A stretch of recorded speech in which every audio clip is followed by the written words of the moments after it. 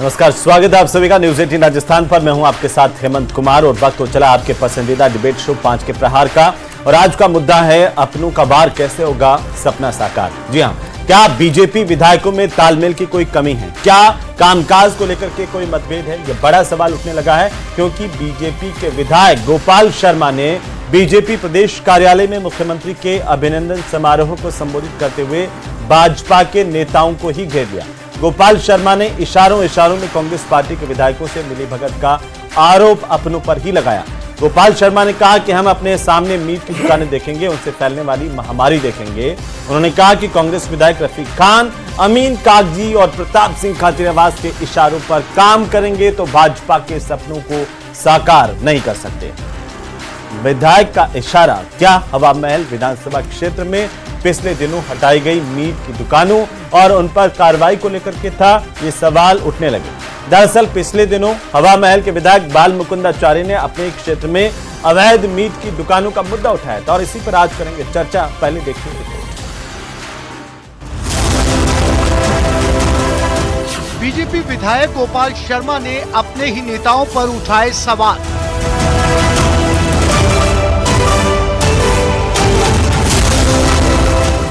अवैध मीट की दुकानों पर कार्रवाई, गोपाल शर्मा का अपनों पर वार। मीट की दुकानें देखेंगे, उनसे फैलने वाली महामारी देखेंगे और मीट की दुकानें वालों से सौदेबाजी करेंगे। गोपाल शर्मा का रफीक खान, खाचरियावास से मिली भगत का आरोप। अगर हम शराब की अवैध दुकानें देखेंगे और रफीक खान से मिलने का काम करेंगे, रफीक खान, प्रताप सिंह खाचरियावास और ये जो कागजी है। गोपाल शर्मा बोले, ऐसे काम किए तो बीजेपी के सपने नहीं हो सकते साकार। इसके इशारे पर काम करेंगे तो हम भारतीय जनता पार्टी के सपने को कभी साकार नहीं कर सकते। अपनों का वार कैसे होगा सपना साकार?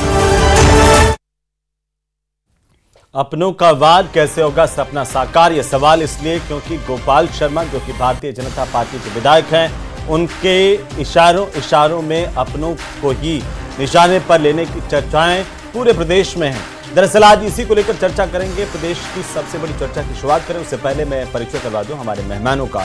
सुरेश गर्ग साहब भारतीय जनता पार्टी के प्रवक्ता हमारे साथ हैं और साथ ही साथ राजकुमार शर्मा जी हमारे साथ हैं, कांग्रेस पार्टी के प्रवक्ता। आशुतोष रावत साहब हमारे साथ हैं वरिष्ठ पत्रकार के तौर पर, और मेरे साथ यहां पर स्टूडियो में मौजूद है निरंजन पोद्दार जी, राजनीतिक विश्लेषक के तौर पर। आप सभी का बहुत स्वागत है। सबसे पहले पोद्दार साहब, एक टिप्पणी आपकी, उसके बाद धीरे धीरे चर्चा को आगे बढ़ाएंगे। कैसे आप देख पा रहे हैं गोपाल शर्मा का यह बयान? क्या आपको एक राजनीतिक विश्लेषक के तौर पर लगता है कि आपस में कहीं विधायकों में एक ही पार्टी के सामंजस्य की कमी है, एक दूसरे पर निशाना है सीधा, या कुछ और है? देखिए हेमंत जी, निश्चित रूप से हमारे यहाँ कहा जाता है कि तीर कमान से और बात जबान से एक बार निकलने के बाद में लौट करके नहीं आती। और कहीं ना कहीं जिस तरीके से आपने देखा होगा कि पूर्ववर्ती जो इससे पहले जो योजना में कांग्रेस सरकार थी, और उस समय जो सचिन पायलट जी ने जो आरोप लगाए थे अपनी सरकार के ऊपर कि भाई इस तरीके से वसुंधरा राजे जी के साथ मिली भगत है, और वो आरोप कहीं ना कहीं चुनाव तक और चुनाव बाद तक भी वो आरोप आप ये समझ लीजिए स्थापित रहे। कहीं ना कहीं जिस तरीके से गोपाल शर्मा जी आज अपनी ही सरकार पे या अपनी ही पार्टी के विधायकों के ऊपर प्रत्यक्ष या अप्रत्यक्ष रूप से आरोप लगा रहे हैं, तो निश्चित रूप से ये मेरे हिसाब से भारतीय जनता पार्टी के लिए बहुत चिंतन का विषय है। भारतीय जनता पार्टी के लिए बहुत चिंता का विषय भी होना चाहिए, क्योंकि जनता जो है वो ऐसी चीजों को कभी भूलती नहीं है। और अगर ये कहा जा रहा है तो हमारे यहाँ कहते हैं ना कि धुआं वहीं से निकलता है जहां आग होती है। और निश्चित रूप से अगर इसके अंदर कुछ सच्चाई है तो मेरे हिसाब से जो मुख्यमंत्री जी आज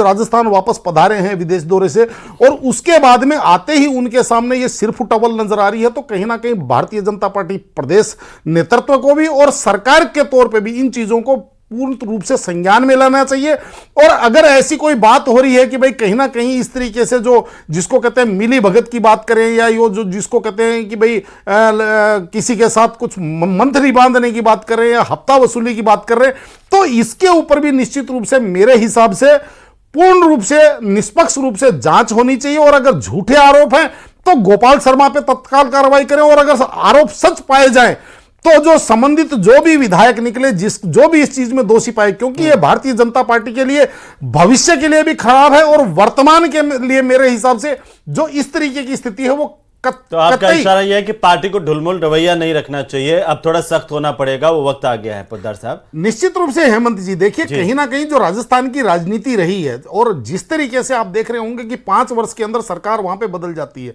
ये राजस्थान की एक राजनीतिक कल्चर रही। उसका कारण यही रहा कि कहीं ना कहीं एक सरकार आने के बाद में जो पूर्ववर्ती सरकार थी उसके साथ कहीं ना कहीं समझ लीजिए एक सामंजस्य, यानी कि तेरी भी चुप मेरी भी चुप, यानी कि तुम हमारी मत उखाड़ो हम तुम्हारी नहीं उखाड़ेंगे, इसी चीज को लेकर के जनता में एक रोष था। लेकिन इस बार जिस तरीके से भारतीय जनता पार्टी के केंद्रीय नेतृत्व ने वहां पे एक नया नेतृत्व के हाथ में कमान दी, तो वो उनका केवल यही मेरे हिसाब से एक उद्देश्य रहा होगा कि भाई कहीं ना कहीं हमें यहां पे नेतृत्व परिवर्तन भी करना है और सोच और विचार भी परिवर्तन करना है। लेकिन जो सोच और अप्रोच अगर पुराने वाली रही हेमंत जी, तो मुझे नहीं लगता कि केंद्रीय नेतृत्व का जो वहां पे उद्देश्य या वहां पे जो उनकी जो सोच रही होगी वो कहीं ना कहीं पूर्ण हो पाएगी। क्योंकि जनता, देखिए जनता का सबसे बड़ी चीज होती है वो होती है भरोसा। और जिस तरीके से आप चुनाव के अंदर तमाम सारे आरोप गढ़ते हो, लेकिन चुनाव बाद में जब आपकी सरकार बनती है आप चुन करके आते हो और उसके बाद में वही परिपाटी, वही ढसरा और वही आप हमारी मत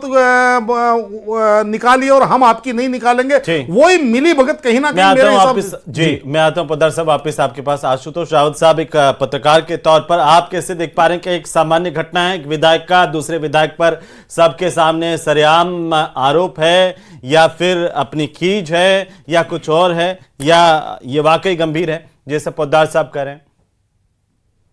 देखिए हेमंत जी, पहली चीज तो हमको ये समझनी पड़ेगी कि गोपाल शर्मा कहां पर बोल रहे थे। तो वो निश्चित तौर पर मुख्यमंत्री आए थे और पार्टी का, उनका भारतीय जनता पार्टी का एक आंतरिक कार्यक्रम था जहां मुख्यमंत्री का स्वागत किया जा रहा था। ऐसे में गोपाल शर्मा ने तमाम सवाल उठाए हैं। तो निश्चित तौर पर उनका तरीका सही रहा है, तरीके में, उनके सवाल उठाने के तरीके में कहीं कोई मुझे गड़बड़ नजर नहीं आती, क्योंकि इंटरनल प्लेटफॉर्म पर अगर आप इस तरह के डिस्कशन नहीं करेंगे तो चीजें नहीं सुधरेंगी। लेकिन यहां पर एक सबसे बड़ी चीज है कि गोपाल शर्मा जी को, आशुतोष रावत साहब जी नहीं, देखिए बिल्कुल हेमंत जी, लेकिन वो भी भारतीय जनता पार्टी का कार्यक्रम था, एक सार्वजनिक कार्यक्रम नहीं था।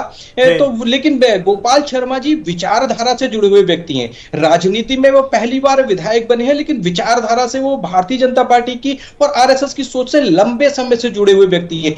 ऐसे में निश्चित तौर पर उन्होंने जो सवाल उठाए हैं वो पार्टी और संगठन के लिए बहुत महत्वपूर्ण है और उन पर सरकार और संगठन दोनों को गंभीरता के साथ चिंतन करना चाहिए। वरना जैसा कि निरंजन जी कह रहे थे कि जिस तरह का हर्ष लगा पिछले सालों में होता रहा है कि आप तो देख रहे हैं जहां विचारधारा की बात आती है तो मुझे लगता है कि कम विचारधारा से जो सामने वाले विधायक हैं जिन पर आरोप है वो भी नहीं जुड़े रहे हैं, कम तो उनसे गोपाल शर्मा जी से वो भी उतने ही लंबे वक्त से मुझे लगता है कि जुड़े रहे होंगे इसी विचारधारा से।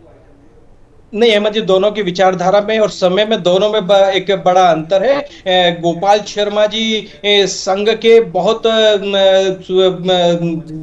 एक ऐसे स्वयंसेवक के तौर पर उन्होंने लंबे समय काम किया है। वहीं मुझे लगता है कि शायद दूसरे विधायक को मैं कम नहीं आंकना चाहता हूं, लेकिन गोपाल शर्मा जी की अपनी छवि के ऊपर सवालिया निशान आप नहीं लगा सकते हैं। ये भी एक वास्तविकता है, क्योंकि एक बहुत साफ और स्वच्छ छवि की उनकी समाज के अंदर एक छवि है। तो शायद उन्होंने सवाल उठाए उस पर निश्चित तौर पर पार्टी और संगठन को गंभीरता के साथ विचार करना चाहिए। सुरेश गर्ग साहब, क्या वाकई ये अपनों पर वार है और बीजेपी का सपना इससे कैसे साकार हो जाएगा? देखिए हेमंत भाई, गोपाल जी ने यह कहा है कि पिछले 5 साल तक राजस्थान में क्या होता था। पिछले 5 साल तक राजस्थान में जो कांग्रेस की सरकार थी वो बाड़ेबंदी की सरकार थी। यहाँ के नेता बाड़ेबंदी में बंद रहते थे, एमएलए बाड़ेबंदी में रहते थे और भ्रष्टाचार का एक आलम था, खुला छूट। आप देखिए हेमंत भाई, राजस्थान में विधायकों को और मंत्रियों को खुला छूट दे रखी थी कि भ्रष्टाचार करो, कोई रोक टोक नहीं है। और उस भ्रष्टाचार का ही आलम है कि जयपुर के अंदर अवैध मीट की दुकानें खुलना, अवैध शराब की दुकानें खुलना, मंदिरों के पास में मीट की दुकानें खोलना। अरे भाई, आप अगर मीट की दुकानें इस तरह से खुलेगी तो बीमारियां फैलेगी। तो अरे तो वो बंद हो रही है ना, वही गोपाल जी का यही है कि उन सब चीजों को जिन्होंने भी जो पहले गोपाल जी आरोप किस पर लगा रहे हैं कि रफीक खान के साथ मिलकर उन विधायकों ने मिलीभगत करके यहाँ पे भ्रष्टाचार किया है, उन भ्रष्टाचार को बंद करने के लिए ही गोपाल जी ने बोला है। देखिए हेमंत भाई, हमारे कह रहा हूं कि ये जो 3 नाम उन्होंने लिए विपक्ष के नेताओं के, अमीन खान, प्रताप सिंह खाचरियावास, रफीक खान, इनके मिलीभगत के किसके साथ आरोप लगा रहे हैं गोपाल जी? बताया तो होगा पार्टी में। अरे भाई ये यहाँ पे कर्मचारियों में यही कह रहा हूं, 5 साल तक यहाँ पे हो क्या रहा था? अवैध मीट की दुकानें खोलना, अतिक्रमण, भयंकर अतिक्रमण, बीमारियां फैल रही थी, वो 5 साल तक हो रहा था। आपने खुद ने देखा होगा कि यहाँ के पूर्व प्रदेश अध्यक्ष सचिन पायलट जी मानेसर में जाके बैठ गए थे। तो ये है निकम्मा नकारा किसको बोला था? आपसे पोद्दार साहब एक सवाल पूछना चाह रहे हैं। पोद्दार साहब, तो इसलिए मैं आ रहा हूं सर वापस। गर्ग साहब, अगर कहीं कोई अनियमितता होती है तो उसका मतलब ये थोड़ी है सड़कों पे उद्दंडता की जाएगी और उसके बाद में अगर किसी के साथ वहां पे अगर मान लीजिए कुछ मंथली बांध ली और उसके बाद में मीट की दुकान की कोई आपत्ति नहीं है, ऐसा करके क्या आप जनता के अंदर एक बार वाहवाही तो लूट सकते हैं, लेकिन मेरे हिसाब से वो सर्वप्रिय नहीं हो सकता। तो राजनीति में लोगों ने अगर आपको चुन करके भेजा है तो उसके लिए उद्दंडता कहीं से भी कहीं तक उचित नहीं मानी जाएगी। नहीं तो गोपाल जी ने कौन सी उद्दंडा की? गोपाल जी ने बोला है कि आपके कुछ विधायक वहां पे ऐसा दिखाई दे रहे हैं, ऐसा प्रतीत हो रहा है। गोपाल जी ने भी उनको अप्रत्यक्ष रूप से संकेत दिया है, चाहे मैं इसके अंदर बाल मुकुंदाचार्य जी को मैं कोड करना चाहूंगा, उन्होंने तो नाम नहीं लिया। टॉलरेंस की नीति, निरंजन जी, भारतीय जनता पार्टी की सरकार 0 टॉलरेंस की नीति पे काम कर रही है। मुख्यमंत्री भजन लाल जी संवेदनशील मुख्यमंत्री है। कहीं पे भी भ्रष्टाचार होगा, कहीं पे भी अवैध अधिग्रहण होगा, उसको सहन नहीं किया जाएगा। कहीं पे भी मीट की दुकानें खुली रहेगी, अवैध मीट की दुकानें होगी तो बंद की जाएगी। बीमारियां लेकिन गर्ग साहब अब तक 1 साल में बंद करवा दी है या अभी भी और अवैध चल रहा है? नहीं चल रहा, बंद हो रही है, धीरे धीरे बंद करा रहे हैं। धीरे धीरे बंद होगी, मतलब 5 साल तो लग जाएंगे। उसको मिलीभगत को बंद करेंगे। ठीक है गर्ग साहब, ठीक है गर्ग साहब, मैं आता हूं राजकुमार शर्मा जी। राजकुमार शर्मा जी, आपको लगता है कि बीजेपी के भीतर की ये आपस की कलह है जो गोपाल शर्मा के तौर पर सामने आई, जैसा कुछ आरोप लगा रहे हैं लोग, और उन्होंने कहा कि रफीक खान, प्रताप सिंह खाचरियावास और अमीन कागजी के इशारे पर कुछ लोग काम कर रहे हैं? हेमंत जी, हमारे प्रदेश कांग्रेस कमेटी के अध्यक्ष गोविंद सिंह डोटासरा और पूर्व मुख्यमंत्री जी अशोक गहलोत जी तो बहुत पहले कह चुके हैं कि ये सरकार नहीं सर्कस चल रहा है। कोई मंत्री इस्तीफा दे रहा है, 5 साल तक चला था। कोई झंडारोहण में नहीं जा रहा है, सर्कस तो 5 साल कोई विधायक मंत्री से नाराज है, कोई विधायक से नाराज है, कोई विधायक अपने क्षेत्र में नहीं जाके दूसरे क्षेत्र के थानों में रात को 2-2 बजे पता नहीं क्या जांचते फिर रहे हैं। तो सरकार तो लगातार सर्कस का काम कर रही है। तो 5 साल तक चला यहाँ पे अराजकता का माहौल, भ्रष्टाचार का माहौल कैसे था ये तो सब पूरी दुनिया ने देखा, जब तो दुनिया ने नकारा इनको। अभी हरियाणा के परिणाम भी कैसे हुए थे, इनके आपसी फूट की वजह से ही तो हरियाणा के परिणाम आए ना।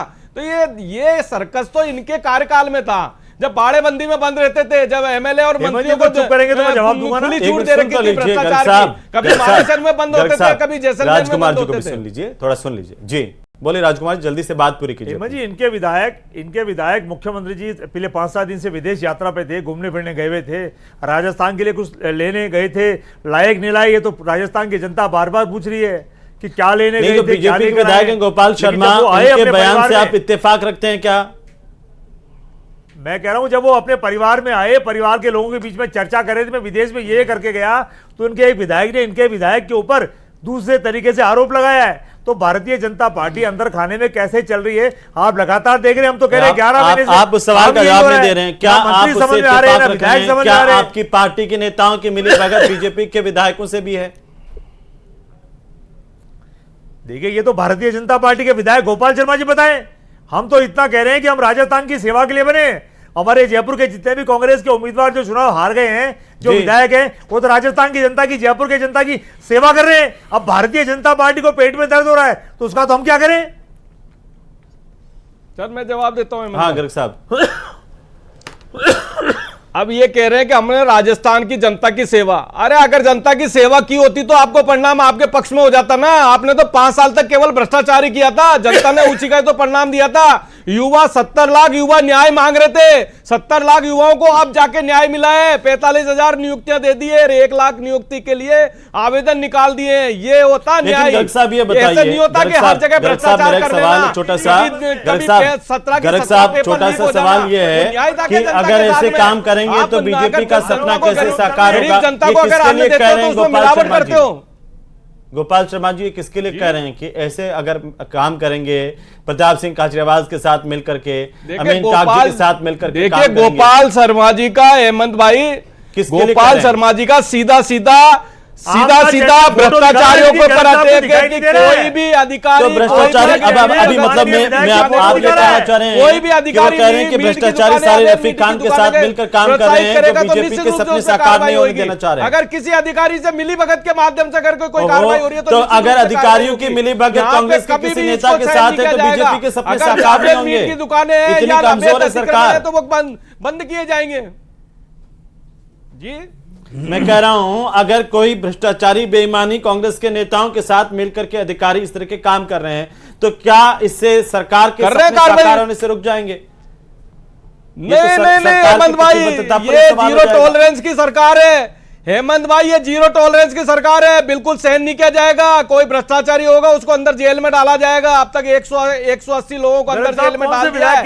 आरपीएससी मेंबर को अंदर डाल दिया, इसलिए ये इनके कार्यकाल में होता था, जो बाड़ेबंदी में बंद रहते थे। आवारा निकम्मा रहे इनके अध्यक्ष लेवल के आदमी, पूर्व मुख्यमंत्री को अगर मान लो मुख्यमंत्री के बराबर के लेवल के आदमी को अगर निकम्मा नकारा बोला जाता तो इससे पता लगता है कि इनके पास में क्या था। जो वर्तमान में राष्ट्रीय अध्यक्ष है वो एयरपोर्ट में इंतजार करते रहते हैं, विधायक इस्तीफा लेकर विधानसभा अध्यक्ष के पास चले जाते हैं। बताइए आप, ये कौन सा कल्चर है? ये कांग्रेस का कल्चर हो सकता है, भारतीय जनता पार्टी का कल्चर नहीं है। भारतीय जनता पार्टी के अंदर थे तो मतलब ये मान लें कि गोपाल शर्मा का इशारा अधिकारियों पर है, भ्रष्ट अधिकारियों पर है जो कांग्रेस के नेताओं के साथ मिलकर काम कर रहे हैं। यही बात है ना?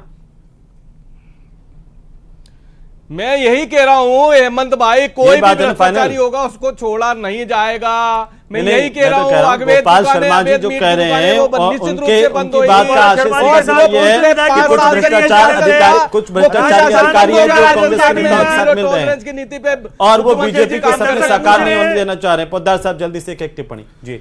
देखिए हेमंत जी, इन चीज़ों को इनको ये सोचना चाहिए जिस तरीके से राजस्थान उपचुनाव के मुहाने पे है, यानी कि आज के लगभग 22-23 दिन के बाद में जनता उपचुनाव के अंदर वोट डालने चाहेगी। और एक चीज़ और आपको समझनी चाहिए कि जिस तरीके से 2 राज्यों के अंदर भारतीय जनता पार्टी आज समझ लीजिए चुनावी रण के अंदर घूम रही है, जिस तरीके से सुखविंदर सिंह सुक्खू जो हिमाचल के मुख्यमंत्री थे उनका एक बयान हरियाणा में कितना बड़ा नुकसान कर गया, उसी तरीके से इनको ये चीज समझनी चाहिए कि अगर भारतीय जनता पार्टी के नेता या भारतीय जनता पार्टी के विधायक जब आपस में अगर सिर फुटबॉल करेंगे, अगर अपनी ही सरकार के ऊपर तोहमत लगाएंगे तो निश्चित रूप से ये दूसरे राज्यों के अंदर भी चुनावों को प्रभावित करने वाली चीज बनती है। क्योंकि आज की तारीख में ग्लोबल मीडिया है, आज की तारीख में हर एक आदमी इन चीजों को डे टू डे बेसिस पे देखते हैं। और उसके बाद में कह रहे हैं जीरो टॉलरेंस की सरकार। देखिए आपके बोलने से नहीं होता है, ये कार्य क्षेत्र में और धरातल के ऊपर भी ये चीज नजर आनी चाहिए। लेकिन वास्तविकता ये है कि आप बोलते कुछ भी रहे लेकिन सरकार अगर ऑटो फ्लाइट मोड पे दिखे तो देखिए जनता उस चीज को भली भांति समझती है। गर्ग साहब जल्दी से जवाब दीजिए।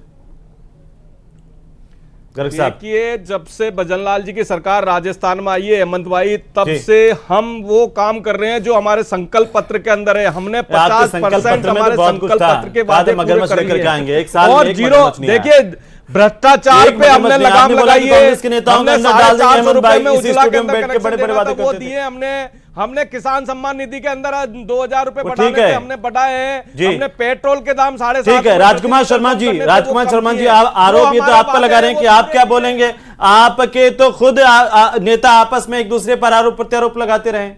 हमारे साथ गोपाल शर्मा जी जुड़ चुके हैं, फोन लाइन पर है। गोपाल जी स्वागत है आपका न्यूज 18 राजस्थान पर। जी नमस्कार। क्या कहना चाह रहे थे गोपाल शर्मा जी? आप किसकी तरफ इशारा कर रहे थे कि ये कहा आपने कि हम मीट की दुकानों को देखेंगे, उनसे फैलने वाली महामारी देखेंगे, अगर हम शराब के अवैध दुकानें देखेंगे, रफीक खान से मिलकर काम करेंगे, खाचरियावास कागजी के इशारों पर काम करेंगे तो बीजेपी के सपने कभी साकार नहीं कर सकते हैं। ये किसी नेता के लिए कहा था या भ्रष्टाचारी अधिकारियों पर कहा था? नहीं, मेरे जो विषय है वो मैं स्पष्ट कर दूं हाँ कि 3 ऐसे लोग जो जयपुर के अतिक्रमण से लेकर वहां पर महामारी तक के लिए दोषी हैं, ऐसे लोगों को मैंने प्रतीक बना करके ये कहा था कि इनकी बीमारियों को हमको जड़ से दूर करना पड़ेगा, तभी हम भारतीय जनता पार्टी के संस्कारों के वारिस हो सकते हैं। तो ये वैसे ही है जैसे संस्कृत में श्लोक है, सत्यम वद धर्मम चर, सत्य बोलो धर्म पर चलो। तो अगर हम बार बार इस बात को नहीं रिपीट करेंगे कि हमको क्या क्या सावधानियां रखनी है, हमको, मैंने स्पष्ट कहा है कि ईमानदारी होनी चाहिए, वो दिखनी चाहिए, एक पैसे का कलंक भी हमारे ऊपर नहीं हो, तो इसकी तो तारीफ होनी चाहिए कि कोई इतना दावे से खड़े होकर के ये बात कह रहा है। नहीं, तारीफ तो कर रहे हैं, लेकिन लोगों को जरा समझ में नहीं आया कि कई लोग कह रहे हैं कि आप समझा दीजिए, अपने जरिए आप समझा दीजिए, उनको लेकर निशाना साधा, क्योंकि वही अफसरों के लिए है जो किसी भी तरह से, कोई भी सरकार हो, किसी तरह से बने रहना चाहते हैं और भ्रष्टाचार की काली कमाई में जिनका चेहरा काला हो चुका है। तो उन पर कार्रवाई करे ना आपकी सरकार, अब तो आप सरकार में कार्रवाई लगातार हो रही है, लगातार हो रही है। लेकिन ये आपके नेता इनके साथ मिले हुए हैं, प्रताप सिंह खाचरियावास, रफीक खान और अमीन कागजी के साथ में, या कोई अधिकारी मिले हुए हैं? नहीं, नेता क्यों मिलेंगे इनसे? नेता नहीं मिले हुए। बहुत शुक्रिया। नेता क्यों मिलेंगे? नेता क्यों मिलेंगे? ये तो है ही कांग्रेस के, हमारे मिलने से क्या फायदा होगा? जी, तो चलिए उम्मीद करते हैं कि ऐसे भ्रष्टाचारियों पर आपकी सरकार कार्रवाई करेगी। बहुत शुक्रिया हमारे साथ जुड़ने के लिए, और आप सभी मेहमानों का बहुत शुक्रिया इस चर्चा में शामिल होने के लिए। कुल मिलाकर के गोपाल शर्मा ने इस बात को लेकर के साफ किया कि उनका मानना अपने नेताओं पर नहीं था, बल्कि ऐसे भ्रष्ट लोगों पर था जो लगातार कांग्रेस की सरकार से इस तरह के काम करते आए। अब उनकी सरकार कार्रवाई